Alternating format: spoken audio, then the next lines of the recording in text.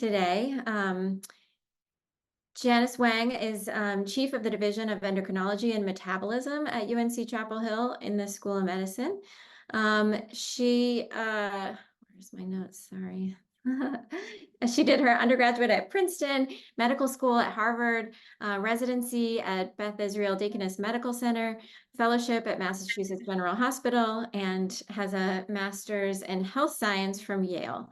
So I am delighted to have her with us. Her research focuses on using advanced brain imaging modalities such as functional MRI and magnetic resonance spectroscopy, coupled with classic investigative techniques in metabolism to understand the effects of diabetes and obesity on the brain. So she's going to be sharing a lot of great information about endocrinology and metabolism with us today.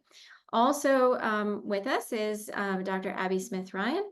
Dr. Smith-Ryan's research interests center around exercise and nutrition interventions to modify various aspects of body composition, cardiovascular health, and metabolic function. She's an active researcher in the field of metabolism, sport nutrition, exercise performance in both healthy and clinical populations, leading projects funded by the National Institutes of Health and international and national industry-sponsored clinical trials.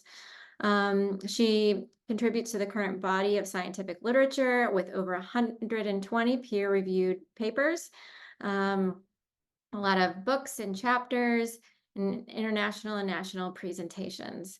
Welcome,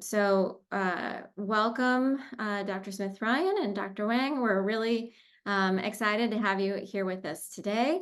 And looking forward to the information that you have to share.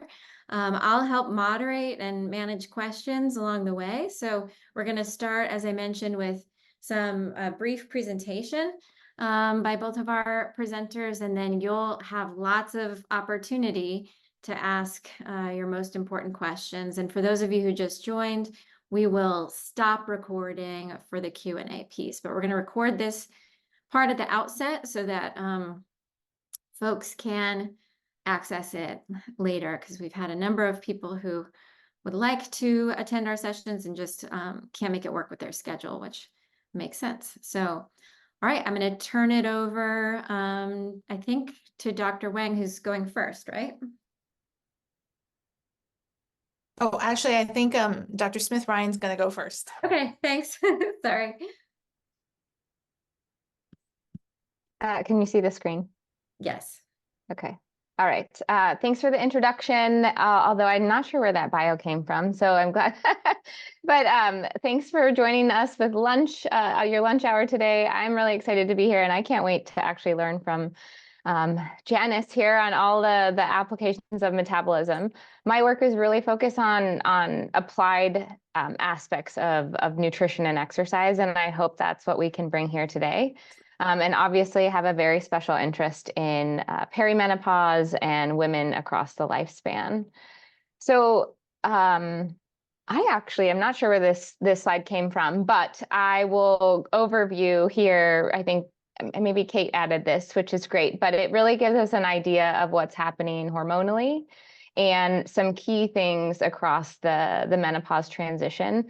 And I know one thing like to keep in mind, and I'll talk about this, is a lot of times in discussion and conversation with women, it comes up about body weight and weight gain, when in reality, a lot of the things that we should be thinking about is what we can do to improve cardiometabolic risk and our overall health. And I'm going to talk about some of those things today. And there's a number of things that change across the lifespan, which I'm sure most of you can relate to, which is what we'll address today. So when I think about the life transition and what we look at in the lab, but also some key targets based on, and I should say most of our work in my lab is what are things you can actually change? Some things you can't change.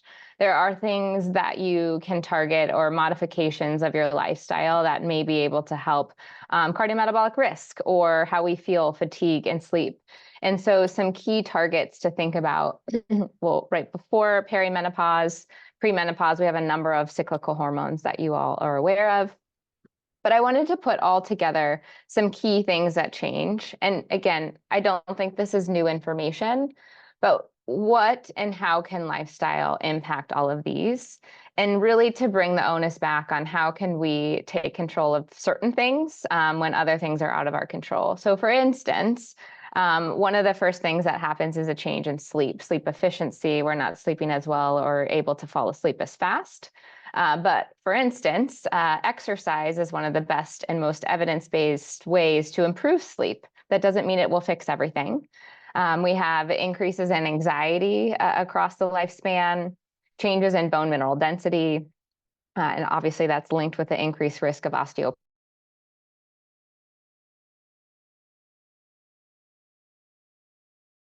Whoops. Hang on. So sorry, Abby. You're good. Are we good?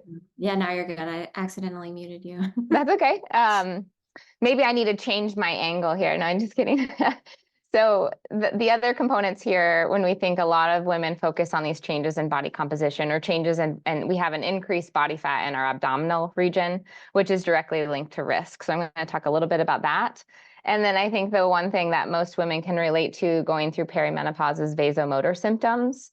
And a lot of the question still remains of how do some of these factors, things like weight and lean mass and fat mass, impact vasomotor symptoms? And I'll dive in there. So when I take a kind of a step back and look at all of these things, and this is probably my physiological brain, but exercise really can impact almost every single one of these. And so, however, as a physiologist, I think our exercise recommendations are quite robust and not really it's not easy to do to make those recommendations.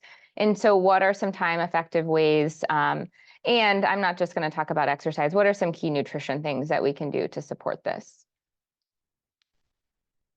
So I think all within this, I wanted to really put this into play. And this very much directly aligns with what we do in my lab of measuring body composition. And we're seeing that a lot of women have a dissatisfaction with their body.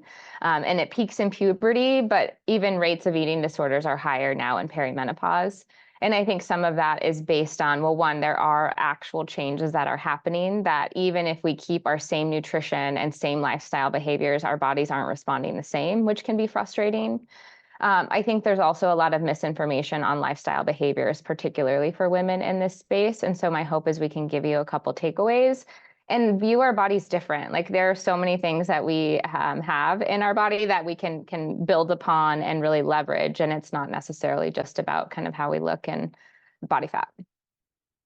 The other point I just wanted to also identify is many people on this call are working women, and sometimes it's kind of taking a step back and one, acknowledging of, yes, my body is changing, my brain is changing, and then opening up that conversation, which is why we're here. And just the impact that menopause and the transition to menopause has on our work and the cost of lost working time per year. There's more and more data coming out about this. And I wanted to make space for this because do you ever have that day? Actually, today is one of those days for me where I woke up not feeling very well.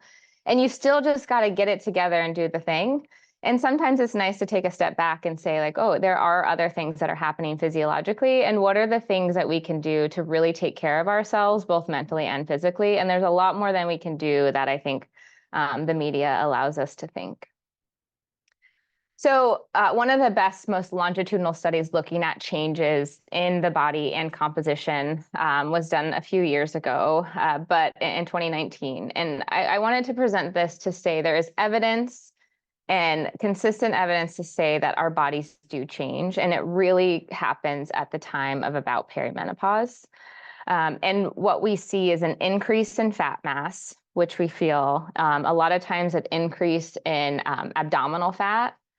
But we also see a decrease in muscle mass. And the other component here, what I wanted to identify is the sharpest changes happen in perimenopause and not into post, meaning like our bodies begin to make the most changes in perimenopause, which is around 42 to 52, and then it somewhat stabilizes. So when I think about that cohort of 42 to 52, maybe many of us in that group here on the call, It's also where we're juggling lots of things and, working toward a career and not often prioritizing ourselves. And it's not until post-menopause where things stabilize and we realize that we do have an increased risk in blood pressure, or our blood pressure has raised, or cholesterol. And so what I wanted to show you is that the most important time, based on evidence, to make lifestyle behavior change and really take care of yourself is in this perimenopause phase. And obviously, those of you that are not there yet, before is even better. If you can make lifestyle changes the younger into your 30s, and those can stick with you, not only will it impact body composition, and we're not just talking about weight, but it will also impact our cardiovascular disease risk and lower that. So seeing that sharp rise here. The other point I want to just mention on this slide is a lot of times we're very focused on fat mass. We can see it, we can feel it. That's what we're like targeting, and weight in general.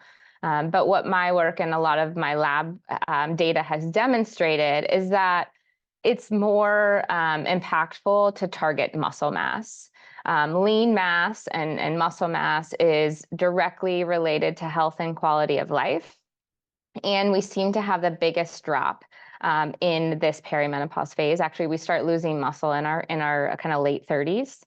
And if we can maintain that, it actually helps our bones be stronger. It's a glucose regulator. There's a lot of things related to metabolism there that I'm going to show you. So within this, we often focus on fat, but muscle can be one of the most impactful things to target. The other thing that we've begun to explore is how do things like body composition and even exercise impact vasomotor symptoms. It's not a cause and effect, but starting to say then what might change. And so we were interested in trying to identify some of that, those factors. And just one of the things that I wanted to share is we were surprised by this, but percent body fat. So the higher the percent body fat, the greater the vasomotor symptoms and total number of menopausal symptoms. And so the one thing to think about, and there's a lot of still clarity needed in this space and a lot more work needed, but it goes back to just even changes in our composition. And composition is not just a drop in fat mass. You can change your body composition and your percent fat by increasing lean mass. And so when we go back to that idea of a lot of body dissatisfaction, a lot of women begin eating less and exercising more, when in reality, that's the perfect environment to lose muscle and really not target fat mass very effectively. And so if we can start to change our thought process and our approaches to really focus on muscle and bone, it may be overall and may be associated with improved menopausal symptoms. So much more to get into there, but just some thought. The last component here, a lot of my work looks at time-effective ways to exercise because we don't have a lot of time. And vigorous exercise predicted 6% of the variance in symptoms, meaning that the more vigorous exercise a woman did, the lower number of symptoms for this group, which was also, I think, maybe even related to kind of just being aware of sweating and some of those outcomes. So stay tuned for more work there. When we look at a couple different ideas here that I wanted to show you is that it is this time period in perimenopause. So this is a couple studies that we did looking at pre, peri, and post-menopausal women in the cross-sectional approach. I don't want to like throw a lot of data at you, but wanted just to give you some translation that is very data-driven. And it told us a very consistent story that essentially from pre to peri, so in that, early 40s to 50s, there is a significant rise in body fat in the abdominal region with a significant loss of muscle and muscle quality. And so this very much told me as a physiologist of we need some very effective exercise and nutrition approaches to prevent this from happening. And it doesn't need to be, or it needs to be specifically for like our middle-aged women. And thinking about our middle-aged women, there is a lot to consider related to lifestyle, jobs, juggling other tasks and how we might do that. The other component is we identified that women use protein different in that perimenopausal phase. So one key takeaway, for instance, is most of our kind of nutrient timing, how much protein you should have per meal and around exercise, most of that's been done in men. And based on what we're identifying and with this concept of lower protein kind of net balance, it shows us that women in perimenopause likely need a more protein to have the same effect that they did in premenopause. So the way I would translate that is a lot of times we're shooting, and the recommendation is for about 20 grams of protein per meal. This tells us, based on some other evidence, that women in the perimenopause phase should focus about 30 grams of protein per meal to prevent some of that muscle and bone loss. And I'll show you a little bit more practically of what that might look like. The other thing that we've identified is that we use fuel differently as perimenopausal women during moderate intensity exercise. So we would call this, we become more metabolically inflexible in this phase. So for instance, if we're supposed to be burning carbohydrate during exercise, then we're burning fat, or vice versa. Usually it's the opposite. When I should be burning fat, I'm using carbohydrate.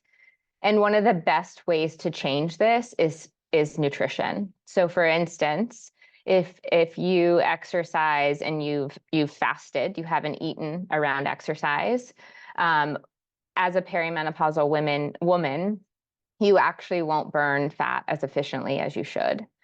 So one of the things that we've looked at and other people have looked at is that perimenopausal women having a small amount of protein prior to exercise. So for instance, like a yogurt, or, there's some plant-based options, having something prior to exercise can help us be more metabolically flexible, which will allow us to use fat more effectively, which then therefore can support some metabolic changes and body composition. And this is a study that we did in younger women, but we've since replicated it in older women, really saying with exercise, should we have something to eat prior to, and how will that impact our outcomes? And so I really wanted to share this because a lot of women are notorious of, one, if we find time to exercise, we usually don't eat because we're trying to burn calories and weight. But hopefully you listened to what I just said. That's absolutely going against our metabolic goals. And then most women, because of digestion and ease, were reaching for carbohydrate sources, let's say a banana or pretzels. But what our lab shows is, and others, is that actually a small amount of protein will increase caloric burn over an hour after exercise. And it will also increase the amount of fat we use, which can help with metabolism and body composition. So one small little change is that if you do exercise, don't do it fasted. If you do once in a while, that's fine, but having a small amount of protein prior to exercise can be really helpful. And then I also think, and I see some of my nutrition colleagues on this call, which is great. There's lots of things to consider, but I always try and make it really simple when we think especially about this group. There's so much nutrition information. And here's just some takeaways based on what we know about this space and this group is, one, we should all be eating more plants. If you can add plants to your breakfast, we're way better than most everyone else. And so really trying to say, can we have a plant at every meal? And we should be eating consistently throughout the day. Sometimes that's hard to buy into, especially if our body composition is changing in the negative. But this gives us a lot of antioxidants, helps with inflammation and just fluid regulation and many other things, hair, skin, and nails.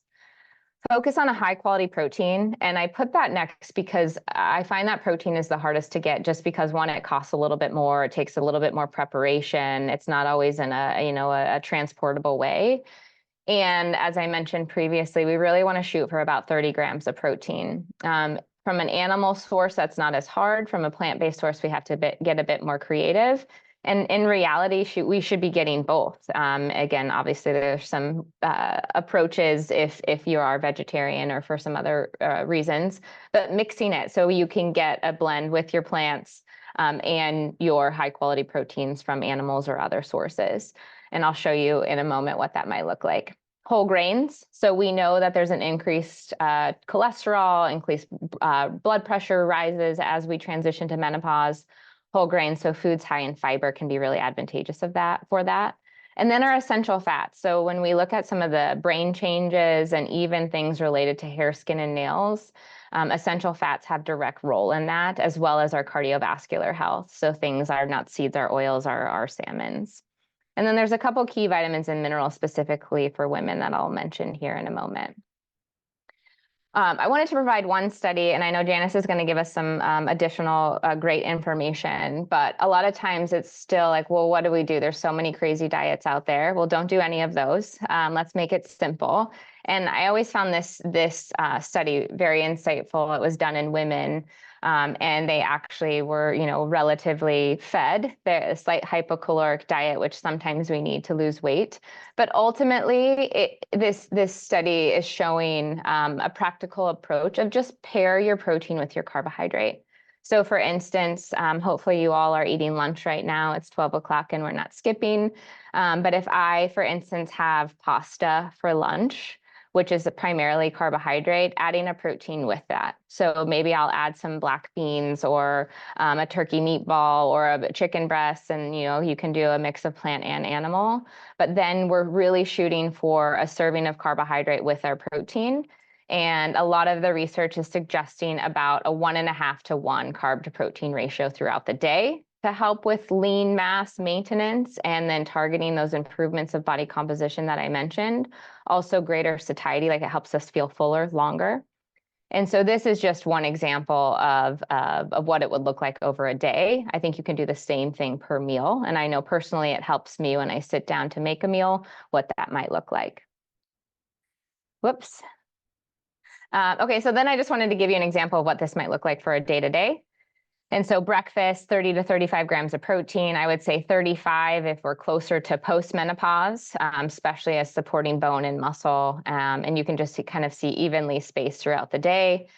Depending on the type of exercise and the amount of food, I do feel like a protein shake is sometimes helpful if you cannot get it through whole foods.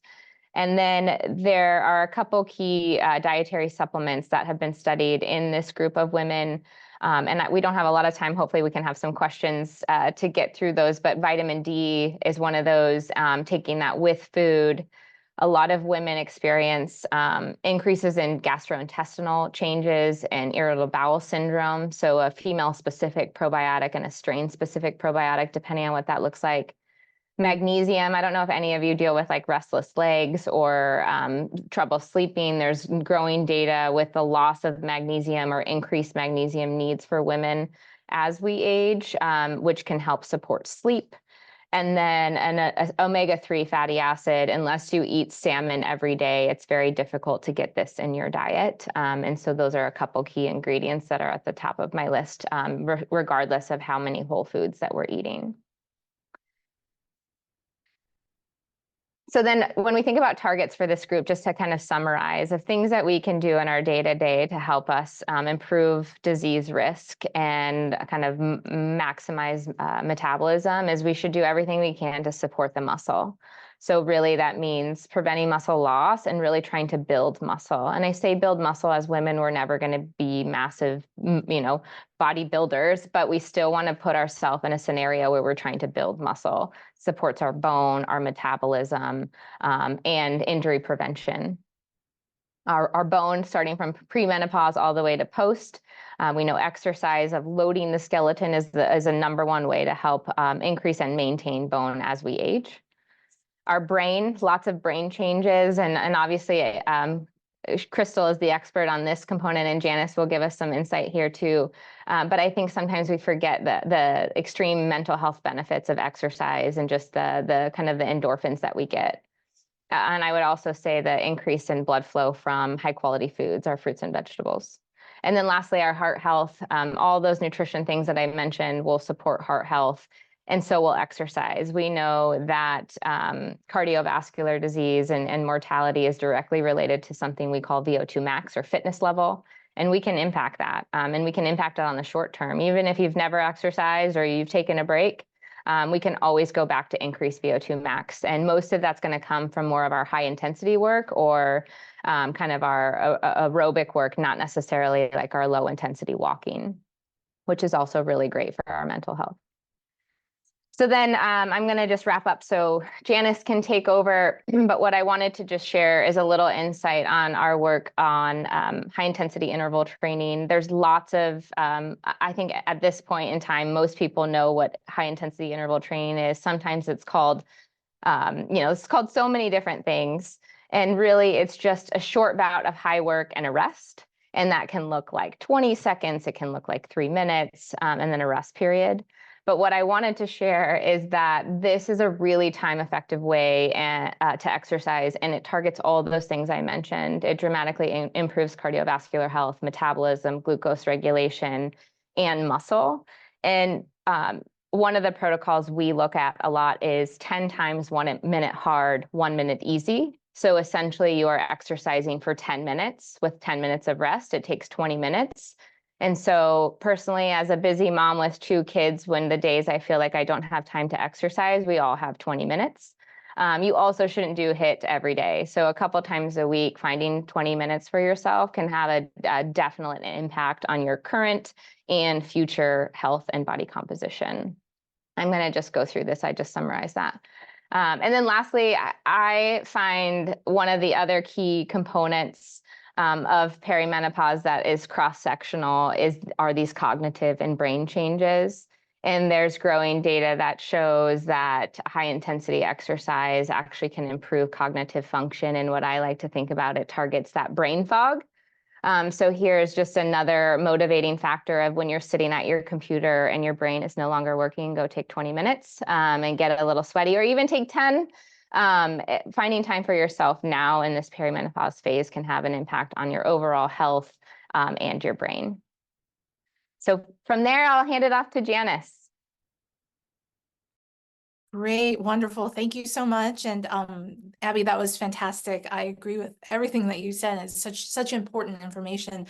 And I'm really pleased to be with everyone today. I'm actually going to, Abbie, could you stop share screen, and then I'm going to share screen on my end. Okay, here we go. Hold on 1 second.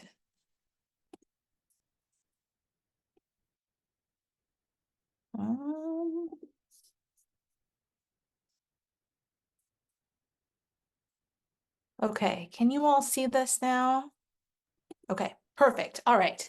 So I thought what might be fun to do is following Abbie's wonderful presentation, which really talked about the importance of thinking about not just fat, but also muscle, and how important that is, especially as we all get older. And then take it to the next extension. So certainly, there are a lot of important things that you can do in terms of your diet and your exercise to try to improve your metabolic profile. But I thought what I might focus a little bit more on is then, what are the other available things in one's toolbox if one is thinking about weight loss and as we get older. So one other thing I wanted to mention is that, if you think about different types of diets for weight loss, purely just thinking about it in terms of kilograms of weight loss, there is not one diet or one macronutrient diet that's better than others in terms of weight loss itself. However, I think what gets lost in translation sometimes is the fact that that doesn't mean that these different diets are all the same in terms of metabolic health. And certainly, what Abbie was talking about, those recommendations are better for overall metabolic health, and I'm going to talk a little bit about why that could be. So in general, when I see patients in my clinic and I'm talking about these different big picture diets, sometimes people ask me, oh, well, if I go on a ketogenic diet, I'll lose lots and lots of weight, but long term, that's not really as good for your metabolic health, even though you lose a lot of weight. So things like that. So in terms of current medical guidelines, there's really not one approach or diet that is significantly better than others for weight loss by itself. And so, this is the the doctor's caveat, right? So depending on your health issues, should discuss this with your physician or your nutritionist to determine which strategy is best for you. But what I wanted to focus a lot of attention on today for this group is, nowadays it seems like every time I'm in clinic, people are asking me about these medications, right? Ozempic, this is in the New York Times, CNBC, it's on, it's really entered the popular culture.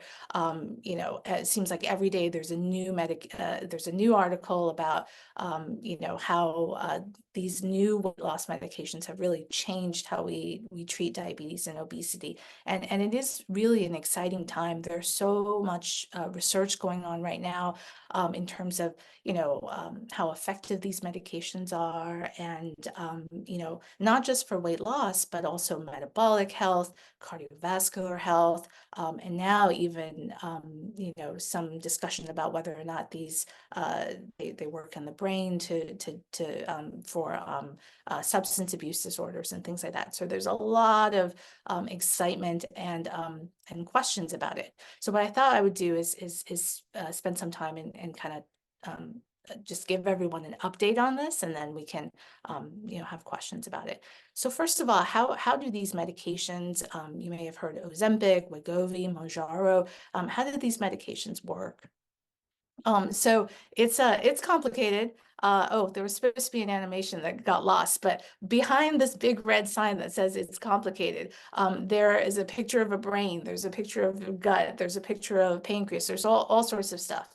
So, so how do they work? So all of these medications are basically, they mimic the action of a hormone that is naturally produced in the body called GLP-1.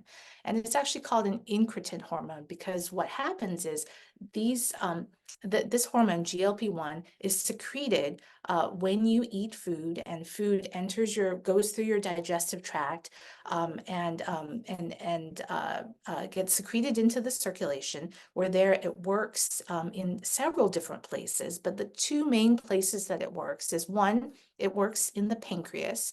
Now, your pancreas is another organ that is very important in your body's glucose regulation. The pancreas contains the cells that produce and secrete insulin, and insulin is the main hormone that helps you lower your blood sugar level. So what GLP-1 does is that once it gets secreted from the gut, it goes to the pancreas and tells the pancreas to essentially secrete more insulin. So it kind of, and that makes sense, right? You're eating food, your body's getting nutrition, the blood sugar is rising as it should, but the insulin is there to bring the sugar back down to normal and to tell the rest of your body to use that energy that you're eating. And then another place that this hormone GLP-1 works is actually in the brain. I'm going to talk a little bit about how it works there too. So these medications, it's all over the popular culture now, but are marvelously effective in glucose control. And their main mechanism is to increase insulin levels, like I said. So this is just one trial of many that really illustrates this fact. So patients with type 2 diabetes were treated with 12 weeks of semaglutide, which is the generic name for Ozempic, or Wegovy, and they were treated for 12 weeks. And then here you can see that in the darker blue, the patients who got semaglutide had a much more robust insulin response than those who were given placebo. In response to getting some sugar. So again, showing that this is the mechanism by which these medicines are so effective in treating diabetes. And so in this this figure, there's a lot of data packed in here, but basically all these names at the top are the sort of names for all the clinical trials, large multi-center international clinical trials that have been done with these different types of medications to show that once you go on them, this is your decrease in your hemoglobin A1C. Now, hemoglobin A1C is a 3-month average of your blood sugar, and patients with diabetes use this to gauge how well their glucose control is. And so you can see in every single one of these trials, these medications are really, and I use the word marvelous because I do this all the time, and I still marvel at how effective they are. You can get, close to 2 point percentage improvement in hemoglobin A1C, which is, really it's really marvelous. Now there are uh, two new ones, new types of these medications that don't just affect this one hormone, GLP-1, but also affect some other incretin hormones, which are other hormones secreted by the gut in response to eating. And what we find is that these additional these medications may be even more effective. So I think we're really entering in to an incredible era of these type of blockbuster medications that really build upon normal physiology to help combat diabetes. So if you take a step back and you say, well, one of the mechanisms is, the main mechanism for how these work is they act like this hormone that helps your body produce more insulin or secrete more insulin. So yeah, it makes total sense that they would be a great drug for treating diabetes, right? And that's the original reason or rationale for the development of these drugs. But what we found for decades now, is that they are also marvelously effective at weight loss. But what I hope to talk a little bit about at the end is, weight loss just by itself may be a double-edged sword. But so here you can see, again, all these different trials that have been done with all these different types of, they're all part of this different formulations of this type of drug. And you can see that on, the downward bars tell you on average, the change in mean body weight in kilograms. So those of you, this was I think this was from a European journal. So just multiply by 2.2 to get into pounds. So on average, some of the earlier older versions of these medications were not as effective, but semaglutide, which is Ozempic or Wegovy, can be really quite remarkable in helping with weight loss. And then again, these newest ones, the ones that kind of hit multiple of these incretin hormones, tirzepatide, which is the brand name is Mounjaro, and retatrutide, which hasn't been FDA approved yet, is all of these are even more can lead to almost 20 to 30 pounds of weight loss. So why is this? And it's really interesting because anyone who's talked to folks or tried to lose weight or talked to folks who tried to lose weight know that the biggest hurdle always is when you lose a little bit of weight, you either hit a plateau or you gain it back. And why is that? Well, it's because if you think teleologically, right, your body wants to defend its weight the best it can because we weren't designed, for survival purposes. A lot of weight loss is not a good thing. So what happens when we initially start to lose weight? Well, we know that all sorts of things happen with your metabolism. Most importantly, as you start to lose weight, you become more hungry, right? Because so hunger is the body's most natural feedback to say, okay, well, you're not getting as much energy as you were before. You got to get some more energy in. But then also your whole metabolism, your metabolic rate drops as your body is trying to defend against this weight loss. And so this has been, traditionally it's the biggest hurdle and why most mechanisms to lose weight are unsuccessful.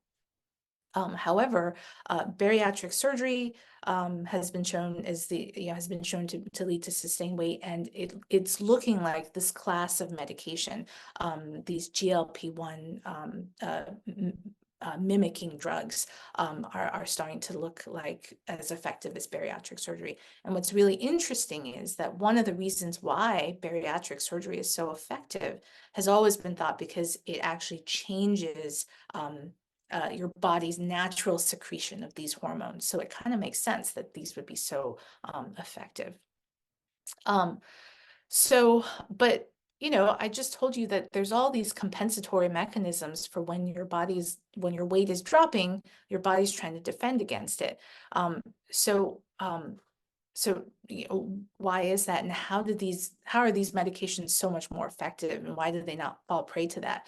Well, before I get to that, I'll just show you that this was a study that was done where individuals were on Wegovy or was Ozempic, and then you lose a lot of weight, but then as soon as you stop it, the weight comes back. The question now is, does it come back to where you started, or do you end up a little bit lower? Studies are currently being done right now to kind of understand that trajectory a little bit better. Preliminarily, it looks like there might be some sustained, benefit, but many people regain quickly. So why is that? So again, I mentioned your body has adapted responses to weight loss. Your hunger levels change, your food intake changes, and then also your overall metabolic rate shifts as well, when you're losing weight. So one other piece of this that's really interesting is something called your hedonic sort of responses. So what does this mean? So we eat because we need energy, but also sometimes we eat for social reasons. We eat because we're at a dinner party with a lot of people, even if we may not be hungry, we'll eat for social reasons. Sometimes we eat for emotional reasons. There's all sorts of reasons why we eat beyond just purely needing the energy. And so what's really interesting about these medications is, remember how I said that they work not only at the pancreas, but also at the brain. And so what we know is that there are receptors for this hormone all over the brain, particularly in regions that control our energy, homeostasis, our metabolic rates, and also how we process motivation and reward. And so functional MRI can be used to look at human brain, the human brain under different types of conditions. And so they've done, there have been many functional MRI studies to look at the effect of these medications on the brain. And so I thought what might be fun is to give you a taste of what it might feel like to do one of these studies. So imagine you're participating in a hedonic eating study where you're inside this MRI where there's no radiation, but we can essentially measure changes in brain activity. And then a lot of times what they do is you'll look at pictures while you're inside the scanner getting your brain scanned, high calorie, high fat pictures like these delicious brownies, a box, cucumbers, a nice bridge. And these pictures come pretty quickly. And as you're looking at those pictures, your brain is getting scanned, and we can then see which areas of the brain get activated, basically. And so so many of these studies have been done, but I thought this was a fun one to show, which is that exenatide, which is an older version of some of these medications. If you take participants of these research studies and you give them this medication versus placebo, and then you look at their brain reward responses to pictures of high calorie foods or low calorie foods or non-foods, you can see that there's a lot, there are some distinct changes. And so when you look at this is just an MRI composite image of a section of brain. And anything that you see that's brightly colored means that there's a difference between the two groups, statistically significant. And so in this particular study, they found that the amygdala and also the insula, which are just brain regions that play a role in sort of our emotional valence to food and how rewarding and motivating things can be. These areas are very, very different in participants who are given these medications versus not. And anecdotally, we know that you know, if you've been following the news and you hear about these medications, you know, people will say like, you know, they're on it and they just lost their desire to eat. Like they're not hungry. They don't want to eat. They're not even interested in food anymore. And so this is, I think this plays a really large role in terms of how effective these medications are, because people are just not eating as much. And I think, you know, this leads to a question, which is, you know, a very active area where a lot of physicians and researchers are now asking this question. And it goes back to what Abbie was talking about, which is that, you know, as we get older, it's not just our body mass index, it's not just our absolute weight that matters. What really matters is, you know, the relative composition of things, your muscle mass, is really important. And, you know, any type of weight loss, whenever you lose weight, you lose fat, but you also lose muscle. And so I think what we need to kind of think about as these medications become so prevalent, and especially for women who are entering menopause during the transition where your body composition is already changing, we need to think a little bit about how these medications, you know, while they may be very beneficial in certain areas, we need to understand what they're doing to our body composition long term. So I'll just leave it at that, that there's this is an area of active investigation now. I think a lot of people are recognizing that while they are marvelously effective at use for patients with diabetes, and also folks who really need to lose weight, because it's leading to their diabetes or leading to, you know, significant joint pain or major cardiovascular risk. You know, we need to understand, you know, what are the what's the whole spectrum of implications of this degree of weight loss. So I'll stop there. And then I think this is We have a few slides for research studies. So Janice and Abbie both gave us a little overview of research that they've been conducting. They both are recruiting for studies, as am I. So this study is our study looking at hormones and the brain in menopause. And Janice gave a little picture that you could see of what the scanner looks like. And so that's what we're doing as well. And so this is one of our studies, and we are actively trying to find people to participate. So thought we would let you all know about it. And then Janice, can you go ahead? Because I think that yours and Abbie's studies may be here as well. Yep. Okay. And so Abbie, do you want to say something about this? Yeah, I'll be really brief. This is, we're really trying to understand all of the metabolism with the muscle across early and late perimenopause. So we are just about to start recruiting for this. And we also give you body composition, metabolism information, and kind of tailor it to you as well as part of the study. And there is a compensation. So we're about to start. If you're interested, happy to connect. Great. Okay. And then go ahead.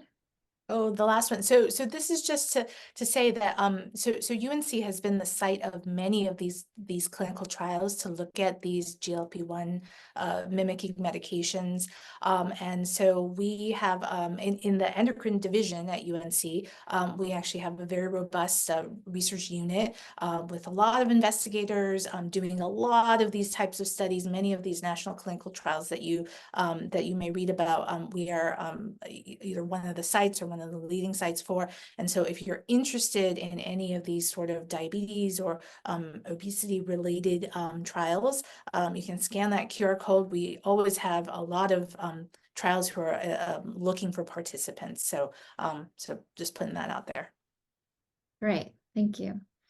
And we also have a clinical program at UNC specifically dedicated to menopause. These are my colleagues in OBGYN, and often this is a good place to start as a hub for managing symptoms related to menopause. And so Dr. Schiff has been part of a couple of other of our seminars. So if you've been to our seminars in the past, you've seen her. And if you haven't, the videos are available on our website to learn more about just management of menopause symptoms more broadly beyond metabolism, weight, and body composition.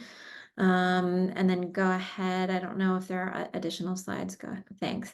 Okay, and then this is a reminder is we have more upcoming seminars in our series. We have plans in the works for 2 in-person ones coming up that we're really excited about.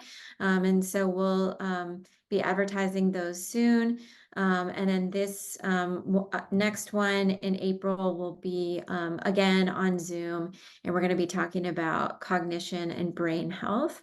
And so go to our website to stay up to date on all these new and exciting series that we're offering. Okay, so let's stop sharing now and we